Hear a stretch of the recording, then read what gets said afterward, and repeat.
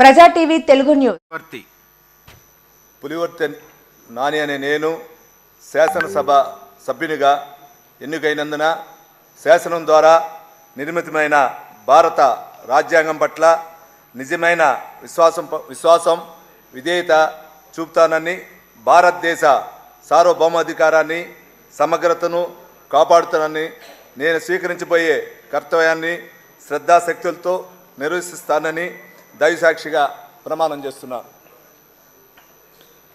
ఆంధ్రప్రదేశ్ శాసనసభ సభ్యుడైన పులివర్తి నాని అనే నేను సభా నియమాలకు కట్టుబడి ఉంటానని, వాటిని అనుసరిస్తానని, సభా మర్యాదలను పాటిస్తానని, సంప్రదాయాలను గౌరవిస్తానని దైవసాక్షిగా ప్రమాణం చేస్తున్నాను.